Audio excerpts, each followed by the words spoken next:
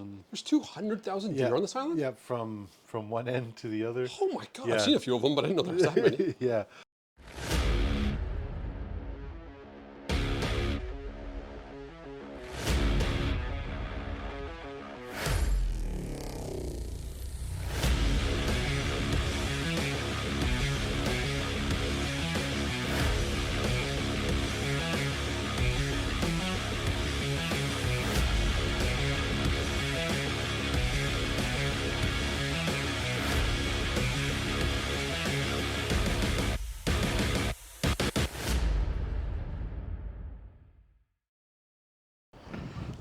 Okay, Brodie, school me. Okay, sorry. So this is the fireweed? Yeah, fireweed shoots. Fireweed shoots, okay. Yeah, it's the initial growth of the fireweed plant.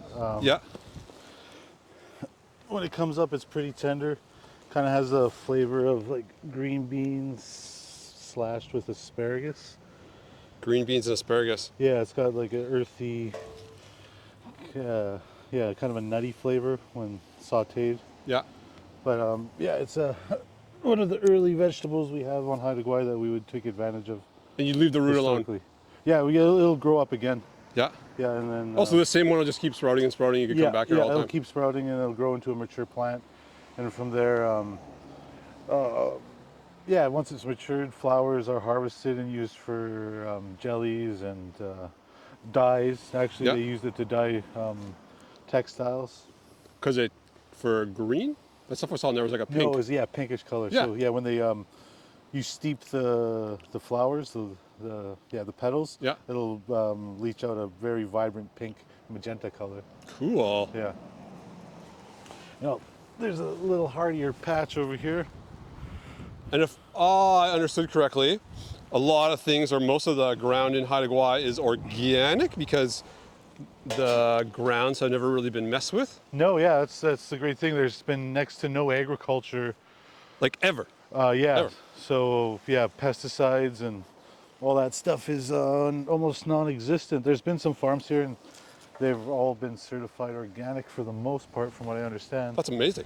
That's like, I don't think that's anywhere in the planet, I don't think. That I, like maybe, well, in Canada or North America, I'd say anyway, maybe in more remote places, but.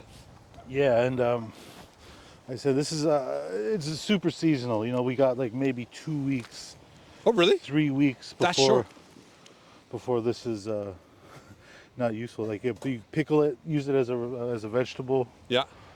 Yeah, this is like, it's a little bit of a smaller patch, but it's great for our demonstration. And does it only grow near the ocean?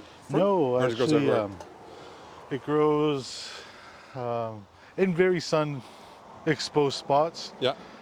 It enjoys the warmth, cool, nothing too soggy. Yeah. So around fields and other places. Nothing too soggy. Yeah. It's a bit of a big ask for around here, I've noticed. Yeah, it is actually. It rains a lot. It does. Not that I've been here for a long time, but I've just heard it rains a lot. And since I've been here, it's rained every day but today. Yeah, and it'll keep going. So, and then we consider a day with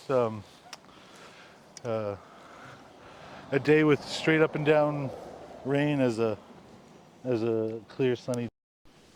And so if a family was going to come out and harvest these to make jelly for the year or something, what would they do? Would they come and get a bucket or like a carload or a basket? A basket my full? mom cruises around on her electric tricycle. Yeah. Yeah, and she just has her basket and loads up. Yeah, it's a pretty leisure activity actually. That's awesome. And I don't have a huge nettle patch, but just over here there's some nettles that we could. Yeah, for sure. Yeah, it sounds amazing. Trim down. I know this is a great thing. Like at the right time of year, you could grab something edible or medicinal from your yard. Yeah. You know, your front yard. So what would be something medicinal? Plantain, which are... Oh, plantain, okay. Yeah, they'll start popping out pretty quick. They're, yeah, used as an antiseptic some places. But yeah, here's the little nettle patch that actually just started popping off. It wasn't here when I first moved home in 2018. But yeah, it just started coming up, all these guys. And these you would make a jelly from too? No, these are, you use a lot like spinach. Okay, so you just could saute them up? Blanch Or... them bad, but like, You should use gloves, but Yeah. I'm not going to handle it too much. What, Other than what you get, like an itch or something? yeah, it's Oh. stinging nettle. Oh, it's a stinking nettle. Okay, yeah, yeah. Yeah, The warning is in the name. yeah. That's what I named my dog. Her name's Nettles. Nettles? Yeah. Oh, that's awesome. Hopefully not stinging nettles. Yeah, just, this has medicinal properties. Yep. My girlfriend, she's a amateur herbalist, Yep. forager, Yeah. and she likes to. Well, she has seasonal allergies, so what she does is she'll take this and dehydrate it, Yeah. and then soak the dehydrated leaves in high-proof alcohol, Yeah. and make a tincture out of it, and that'll help. It's an antihistamine. It'll help with her cool. her allergies throughout the year. Because I was seeing pictures of my friends on the south end. You know, they're picking nettles, and usually it doesn't start for a lot later. But we've had some good sun exposure since January. Yeah. Also, it has been like sunnier this year? Yeah, yeah, things have been sprouting off a month a month or so earlier. Yeah. Don't know what accounts for that. And normally this year is about a 5-foot high bush of wild rose. These right here? Rose hips, yeah. Oh, wow. Yeah, my significant other, she'll use the flowers, mix it with honey, Yeah. get it infuse that, and I'll take the berries in the fall. And you gotta wait till the first frost, and they'll soften up and become more ripe. Yeah. And then yeah, I make ketchup out of it. You make ketchup out of this? Yeah, there's the Like berries. rosehip ketchup? There was a berry kicking around here somewhere. It's all mushed now. But yeah, they're big red berries, very seedy, and it's got this choke in there. Yeah. So that's why you gotta wait till the frost hits, because that choke will kind of subdue, because it's got like this really fluffy, dry, stringent flavor. But I can't believe this is like right in front of your house. yeah. You can just like walk out the front door. Aye. It's okay, bud. Nettles. What a cute name. Hey, buddy. Hey.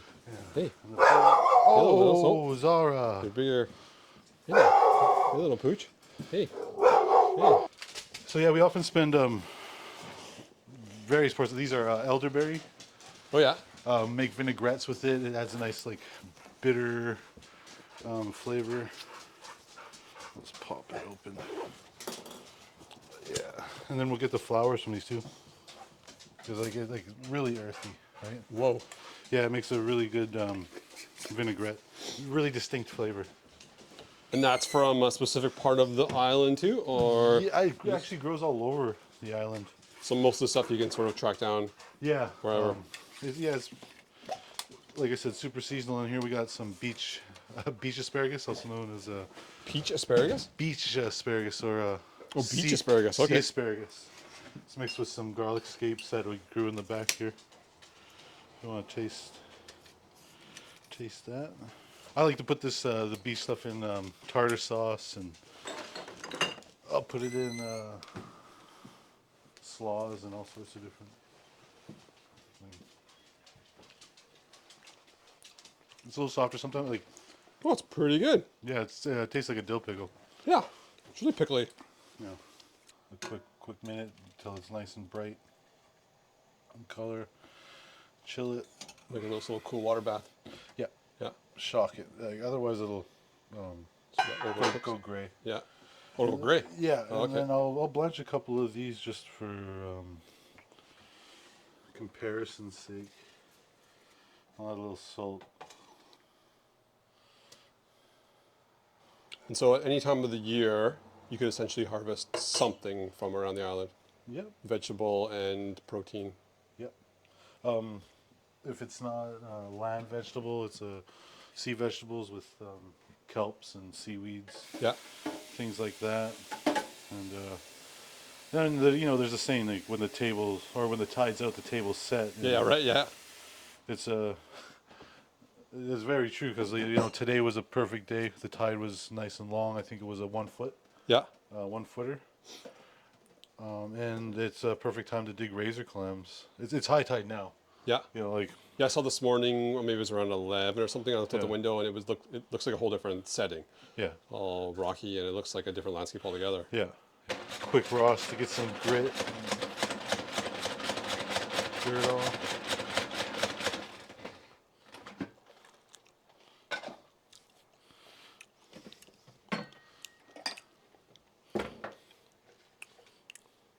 It's like a little bit bitter. Yep. It has like a light aftertaste I really can't quite nail. That's like for me it tastes like asparagus that's been overgrown a little bit. Yeah, maybe, yeah. There you Yeah, go. it tends to get a little bit bitter flavor. It does taste really asparagus, actually. Now you, Yeah, That's it's pretty got good. like a little dryness to it. yeah. But yeah, like I said, earthy, vegetal. But that's the taste. That's the taste you're going for. Like that's what it would taste like in season, ready to go. Yeah, yeah, just salt and a quick blanch to get the raw out. Now I'll just do a quick saute and some brown butter. Just getting a little quick inspiration. I'm very much influenced by Japanese cooking. Oh, really? Love the way they treat vegetables, Yeah. pickle things, process, and just the whole, like I said, their whole attention to detail has been big in my career. Yeah, one of my mentors, his name's Nate Lowy. Yeah. He owns a restaurant in Vancouver. Him and his wife own a restaurant called Dos Santo. Tosako. Yeah, and it's just home style Japanese cooking. Oh, cool. What their grandma and family grew up making at home. Yeah. It's become quite popular as a, other than sushi and the izakaya Yeah. type eateries. Do make a little one of these. So right now you're cooking it all, or that's not your current thing? No, this is I. Like you personally. No, I cook here and there. Yeah. Like I said, with catering. More recently, I cooked for a potlatch. I just learned that word 2 A days memorial, a memorial potlatch, which is a way. It's a ceremony where Haidas we display our wealth, our prestige, and we honor people in Yeah. the potlatch ceremonies. In this particular potlatch, But it doesn't necessarily happen at memorials, right? It could happen anytime. no, yeah, for namings, for Yeah. chieftainships, for and yeah, for thank yous. Yeah. If a particular clan has some thank yous for some help they've got from other people, they'll throw a potlatch and Yeah. honor people in that way. So what I'll do is pull these stemmy bits off. And what I'll make here is a gomai. A gomai. Yes, it's generally made with spinach Yeah. and dressed lightly with sesame and mirin, sake, a little sugar for sweetness, and soy sauce.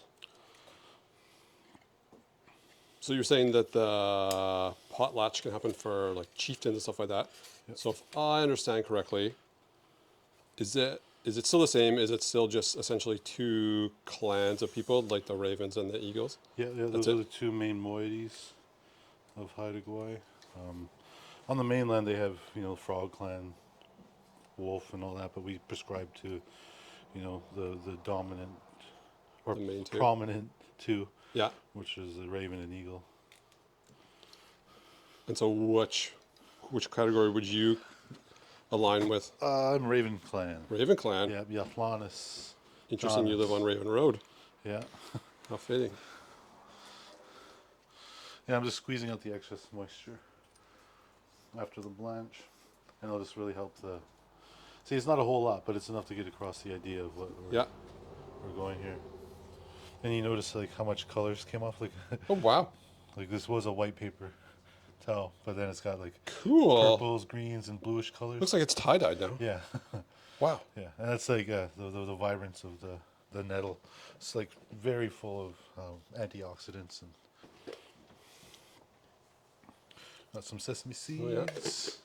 Gigs. I got invited to be a guest chef for the prawn festival in Vancouver. Oh yeah. Fisherman's Wharf. Oh really? Yeah. To like represent this part of the country, or just because of you? I will be representing this part of Yeah. the country, but just because I've rubbed shoulders and got to know some pretty cool chefs over my years, and they kind of like my style, so Yeah. they invite me out to different places. Yeah, pretty interesting. Like I think you would offer a very unique side of the culinary table to a lot of people in Canada. Yeah, and that's I was the first gig I got was the first annual cooks camp. It's Yeah. a camp to get cooks and chefs and people of industry together to, share what we do Yeah. with each other, talk about different issues within the industry, things like that. And do you find a lot of people come here to try the food, or do people just come to... Yeah, that's another thing that I picked up is, people, it's a food destination. People come here with the expectation of having seafood. We're world famous for it in a lot of degrees, but the biggest problem is the accessibility for tourists here. Yeah. Like you could get you're better, you have easier access going to Pike Place to get Haida seafood than coming to Haida Gwaii. And that's like, it's no fault of, we don't have the population. Yeah, right. It's much easier to make a sale over there. In a day, you could sell way more than you could to the locals. Exactly. And let's see, the locals, everybody's, got a friend or their own means of catching Yeah. fish. And so if someone was going to come for a meal here and they couldn't come to your house to have it, where would you recommend that they would go? I would recommend Haida House in Tallel. Oh, yeah? My former place. I was going to say, I saw your name on there. Yeah, okay. I used to work there. They got a great chef. I worked with John Lowe for a couple of years. He's at the helm now, and he's doing a great job. And I also recommend Blacktail. A gentleman named Eddie Saz. He does some amazing food. Yeah. Yeah, I saw their... Well, I just saw them online. I looked them up, but I haven't actually been there. Yeah, it's great food. Yeah. And Gather. Gather makes a little more of an effort to have local foods on the menu. They're down in Skidegate, right? Dodge and Geets is where they're at. Oh, Dodge and Geeks. Okay, yeah, because I stayed down there a couple nights ago, so I think Yeah. saw their place. Try that. All right. Looking forward to it. And does this have a name, or is it just Gwaii. Nettle Gwaii. Nettle Gwaii, okay. Yeah, I could use a little more salt on there.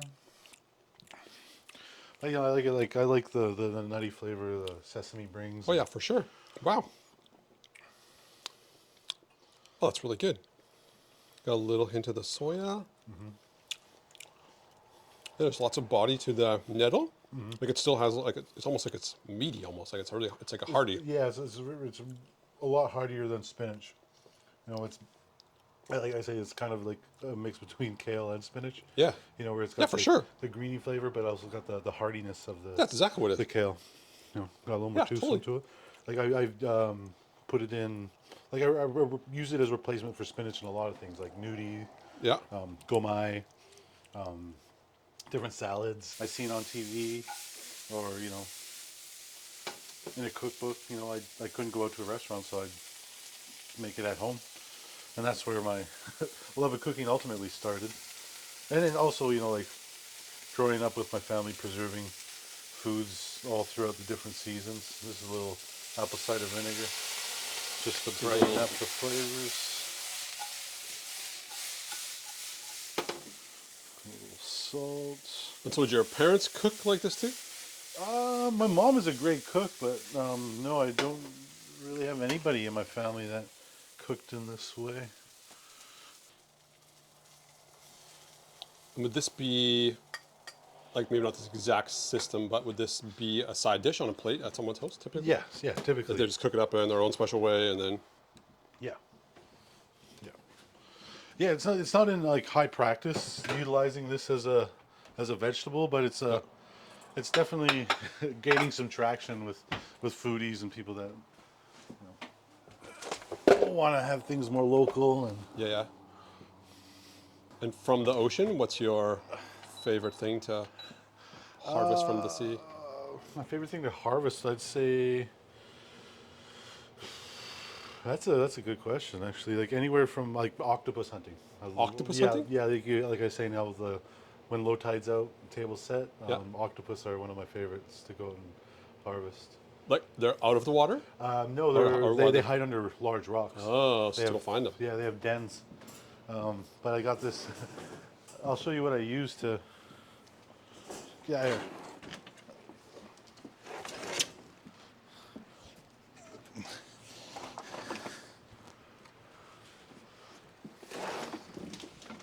That's the octopus finder? This is my octopus hook. Oh, it has a little hook on the end. Yeah. But yeah, this is the hook I'll use. My God, swap this out. Yeah. But yeah, this is So you'll this look is, under the rock. Yeah, this is made out of yew wood. Yeah. Generally, you look for telltale signs like shell debris, like crab shells, clam shells, and it would be littered around the rock. Yeah. And then From them eating it. yeah, Yeah. and then you prod around, you poke, and sometimes you can irritate the octopus enough where they'll slink out. Yeah. And or sometimes they'll just want to fight, and just pull and pull for like 45 minutes, and then they'll just get exhausted, irritated, and they'll just come out. But then there's also times where if you hit the right rock, Yeah. and there's a nice flat base on there, you could hit it with another rock, and you just knock, knock, knock, and then the octopus will come walking out. Oh, really? These all yours. Yeah. Oh, wow. Yeah, it's I've only seen it happen on video. Yeah. I haven't had the luck to have it happen myself, but Yeah. one of these days. Okay, so I can try one of these? Yeah, dig in, try one of those out.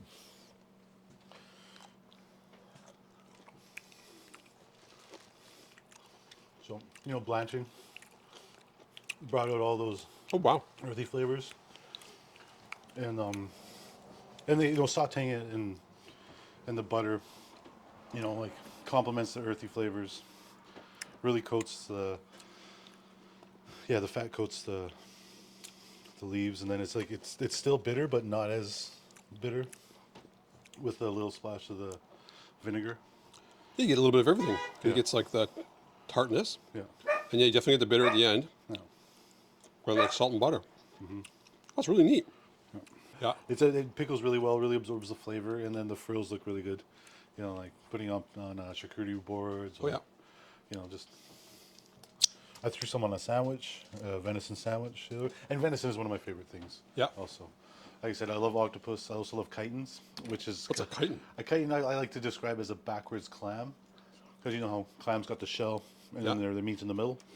A chitin, their meat's on the outside and their shell's in the middle, and then they suction on the rocks.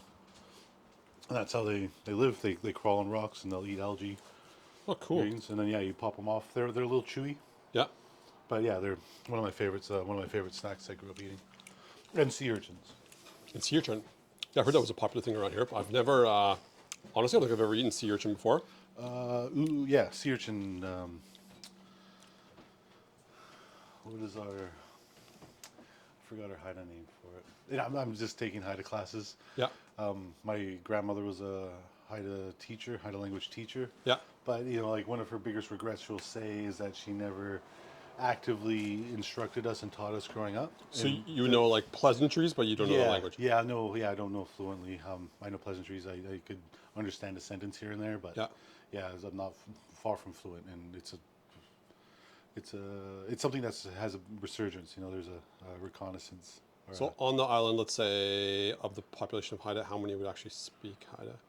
Less than 1%. Less than 1%? Yep, less than 1%. Oh, wow. There's maybe 3 or 4 fluent speakers alive. Oh, Yeah, on island. Yeah, it's very Whoa, very much in danger. Yeah, It's a language isolate, which means a language to be awarded the label isolate needs to evolve 20,000 years away from other languages. Yeah. So yeah, being separated from the mainland, Haida is, yeah, we borrow and share some words from the Tlingit and the Shimshan. Yeah. But other than that, like our language is very, very different than any other language in North America. Yeah, for sure. In Yeah, general. because you're just so, well, it doesn't seem as isolated now because you can catch a ferry here, but No. even 200 years ago, I'm sure getting here would have been its own mission entirely. Yeah, yeah. Far out to sea people. That was like the general description Yeah. of other, mainland First Nations, Indigenous people. We were the far out to sea people. So what is, so I was at the museum the other day, or the cultural center, sorry, and it showed some elderly people and they were literally recording the language onto CDs or DVDs, so I'm sure this picture was older. Yeah. But other than that, is that the only hope there is for me, is for saving the language? Yeah, in Skidegate they have the SHIP program, the Skidegate Haida Immersion program, Yeah. where they, and then, like I could be wrong. Like there could be way more. Like I know there's like 3 or 4 massive fluent speakers, but in Skidegate, I'm sure there's more fluent Skidegate speakers. Yeah. Because there was, I don't know how many exact dialects, but there were over a dozen different dialects of Haida language before colonialism came, and Yeah. we lost 99% of our population, wow. 98% of our population. Yeah, we went from anywhere from 20,000 to less than 500. So yeah, the bounce back is happening, and we're reasserting ourselves as a culture and as a people. Yeah. We're not a culture that's relegated to the past. We are a living, thriving culture. We're building back up to that monumental status that we used to have, Yeah. as you see with the totem poles that are going up. Yeah, it's amazing. Yeah, it's And really it's awesome beautiful to see. too. Yeah. To actually see No, and the those- totem poles in the water. It's like a big greeting, like this is us. Exactly. Come on over. And that's what their existence are for, is to portray a story of the clan that commissioned or carved the pole. It's their story and their clan history. So that is exactly that. It's a marker. It's a hi, hello. This is who we are. Yeah. And this is how we represent ourselves. And the poles used to line the waterfront. Yeah, I saw the picture from 1882 or something. I think that's what it was. Yeah, it's early or late 1800s. Yeah, completely. It was amazing. Completely lined. Yeah. And like I said, it's coming back. I think we have 19 poles here in Masset. Amazing. First one that went up since contact was in 1969. It's down by the church. Yeah. Down the end there. Robert Davidson, as a young man, him and his brother worked really hard to make that happen, and it's. Is that the one the first one they raised again? Yeah. Yeah. Okay, I watched the YouTube video on that actually.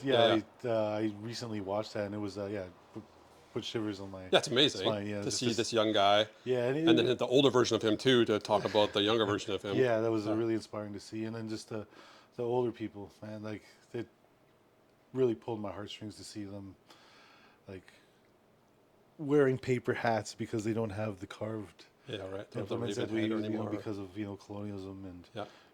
us being led to believe that our culture was devil worship. Fuck, so bananas. It was just like, Again, it was a different time then, but I'm not from that time, so I can't speak to it. But I'm from this time, and I find it but so bizarre that someone thinks that what they think is better than what someone else thinks, and so it should be their way.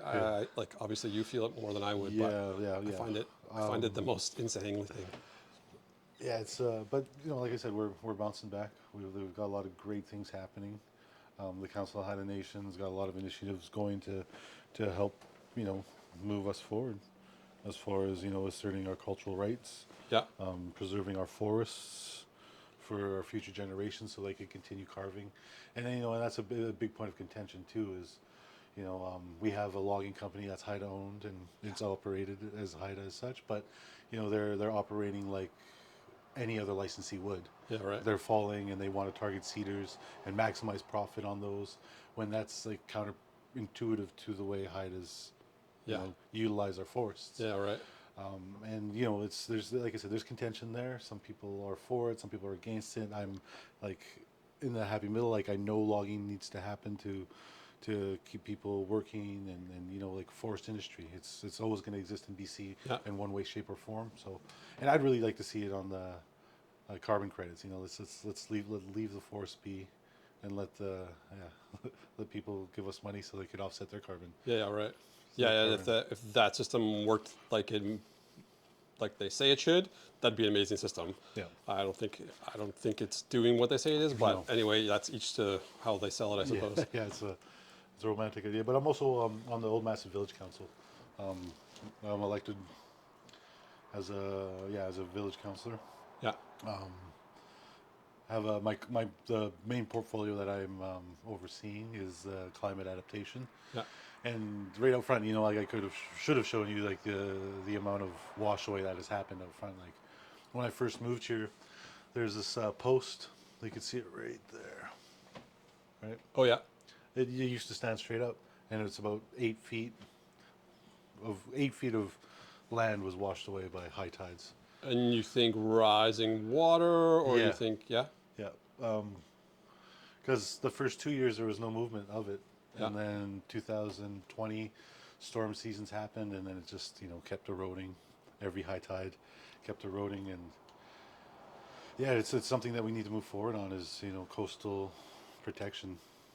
But, and climate overall here? Does it seem the same as when you were maybe a kid, or does it seem like it's changed in any it's noticeable way? I really feel that it's drier than Yeah. I remember when I kid throughout the summer from Oh, really? from June till August. Yeah, The intermittent rain we get here and there, or the night rains yeah. that we love and listen to as we sleep. Yeah, it's dry. We went 6 weeks without any rain at one point last year. Yeah, the guy I'm staying with right now, who's not Haida, but he's a local, said that last year was almost said it was like a drought, literally. Yeah, And yeah. he's like, that doesn't usually happen around here. No, not at all. Not at all. And yeah, it's quite alarming because like we're a temperate rainforest. It should be raining on a regular basis. Yeah, right. And when it dries up like that, and we have water shortages, like what are we going to do? Yeah. What are we filtering?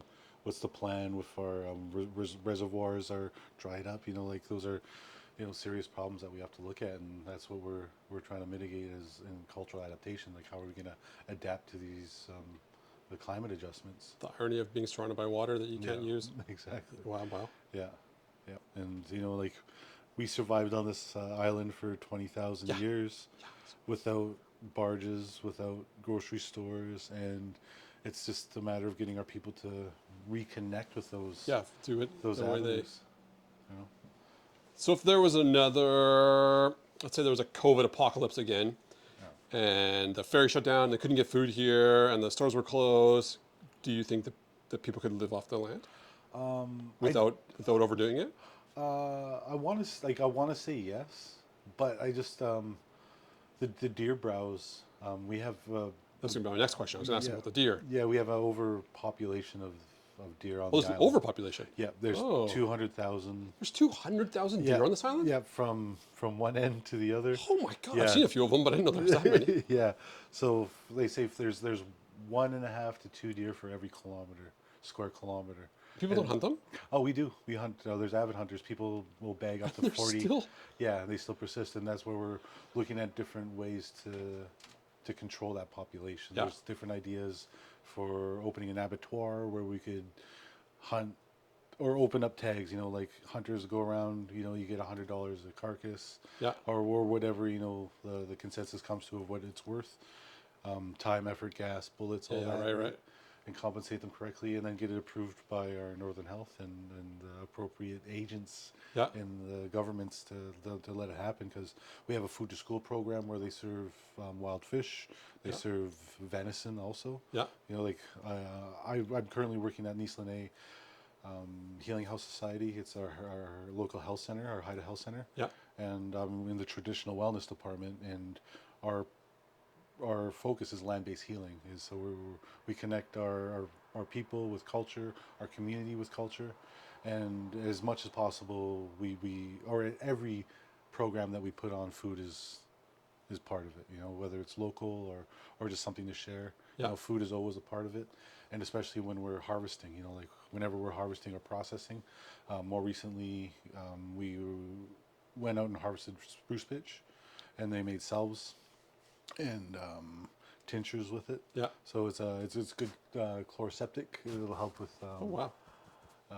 sore throats and things like that. And then also the tincture, the salves are great for wounds. Like if you have a cut, it's got antiseptic properties and it'll help. And that's the thing. We got a medicine group that happens every Friday. We cook local food, whether it's venison, fish, Cool. and all that. And yeah, every Friday we bring the elders and knowledge keepers together. They share what they know about processing. And Oh my God, what a good idea. We have beautiful cranberries, bog cranberries, and lingonberries Yeah. that are natural and wild to the island. And I really feel that we could, capitalize on it and make teas. And we don't have to exploit it to the point where we're Ripping it off the land. yeah, But where we're just making a monoculture model where we're just clearing out the land and allowing one thing to grow. yeah. We want to have a diverse food forest, and the deer is what's something that's compromising that on a regular with their incessant browsing. Like they got to eat X amount of food day to day, Yeah, right. and you have 200,000 of them roaming the island. They're compromising medicinal food and sustenance. I would think plants. as a tourist, I would come and want to try that meal. Yeah. If it was prepared in some sort of unique way that's local to the people here. I don't know if that's a thing that's happening, but if there was, if they put 2 seasonal seafood items and 1 venison item on the plate, I'd be like, well, this is quite interesting. This doesn't happen in many places. Yeah. Yeah. Yeah, Still no, a lot of deer. And that's something I'd love to do. Is it's like I want to serve it on as a chef and in restaurants, and then be able to go to the grocery store and purchase some. Yeah. Because like I've had venison from all over North America. From Alaska, Montana, Saskatchewan, Manitoba, Idaho, New Mexico. Yeah.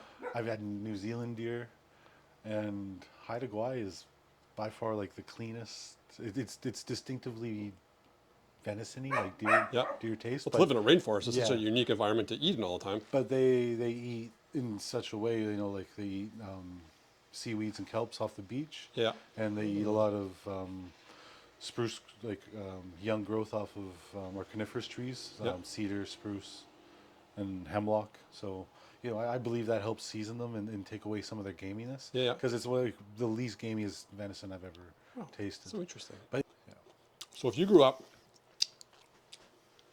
in Haida Gwaii, you're surrounded by this great ocean and the forest and the ground, to you, what is Canadian food?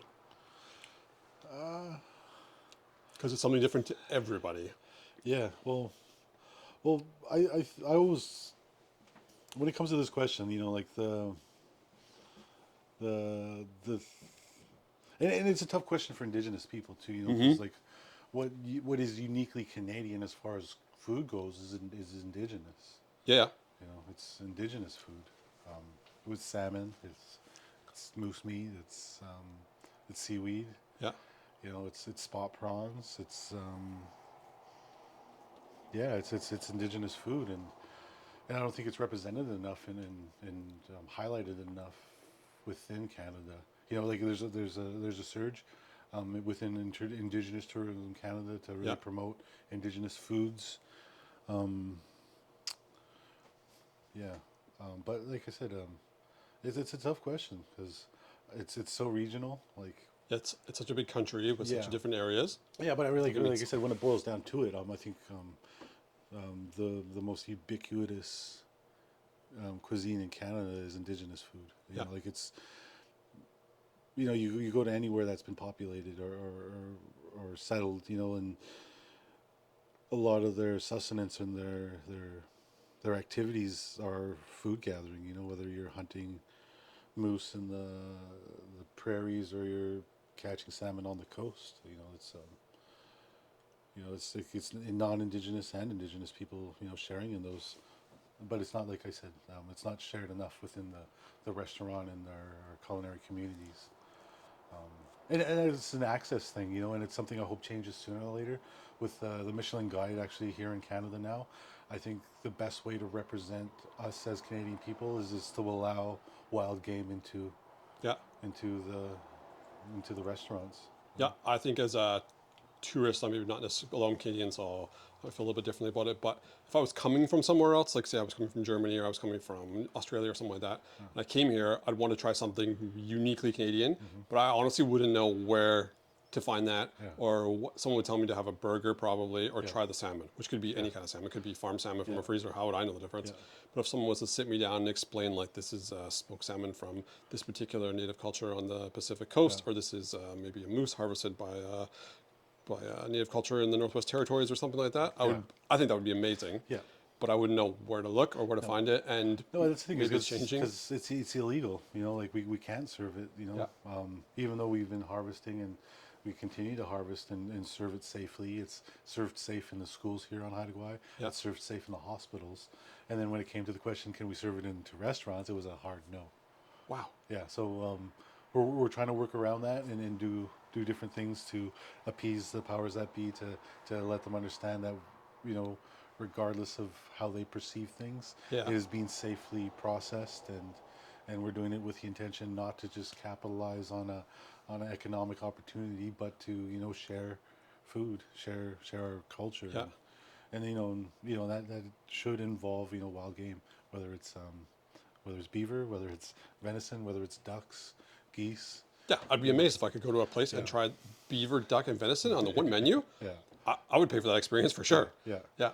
So on a side note, so on like Airbnb and on TripAdvisor, there's now options where you can provide an experience rather than like a sleeping overnight, where people set things up like where you would come like this, for example, something like this. Would you ever do something like that? Oh, it's definitely something I'm considered, you know, Yeah. and that's the cultural injection they want me to have at Haida Tourism, is to do those types of things where they have guests that are doing an excursion one day, and then, you know, they'd love for them to be able to stop at a place where I'm set up, where I'm roasting, I'm cooking, and they just show up and eat. Yeah. You know, I think people would pay for that. Yeah, no. And I think they would pay pretty well. Yeah. Just like I would pay for that just because it's so unique that you couldn't get it anywhere else in the world.